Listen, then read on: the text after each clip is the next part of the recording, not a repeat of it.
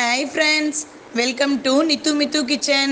இன்னைக்கு நம்ம பச்சை வெங்காய சட்னி எப்படி செய்யறதுன்னு பார்க்கலாம். இது இட்லி தோசையோட சூப்பரா இருக்கும். இந்த மாதிரி ஊத்தாப்பத்துக்கு இந்த சட்னி செம்ம சூப்பரா இருக்கும்.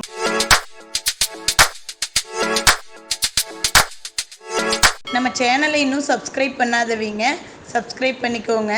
வாங்க வீடியோக்குள்ள போலாம். அதுக்கு ஒரு 30 சின்ன வெங்காயம் உரிச்சு எடுத்துக்கலாம். கூடவே ஒரு குட்டியாக ஒரு தக்காளியை கட் பண்ணி போட்டுக்கலாம். 4 காஞ்ச மிளகாய், ஒரு கொத்து கறிவேப்பிலை, கோழிகுண்டு சைஸில் கொஞ்சம் புளி, 1/4 டீஸ்பூன் சீரகம், 1 டீஸ்பூன் உப்பு போட்டுக்கலாம்.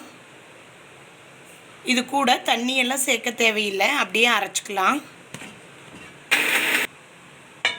இப்போது நம்ம சட்னியை தாளிச்சுக்கலாம். அதுக்கு ஒரு பேன் வச்சு தேங்காய் எண்ணெய் யூஸ் பண்ணலாம். தேங்காய் எண்ணெய் யூஸ் பண்ணால் தான் இந்த சட்னிக்கு நல்லாயிருக்கும். 2 டீஸ்பூன் தேங்காய் எண்ணெய். ஆயில் நல்லா ஹீட் ஆனதும் 1 டீஸ்பூன் கடுகு போட்டுக்கலாம்.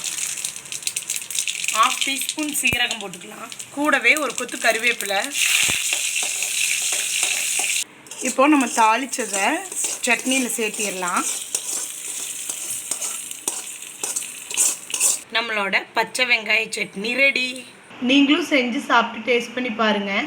இந்த வீடியோ உங்களுக்கு பிடிச்சிருந்ததுன்னா NithuMithu கிச்சனுக்கு லைக் கொடுங்க, ஷேர் பண்ணுங்கள், சப்ஸ்கிரைப் பண்ணுங்கள். தேங்க்யூ.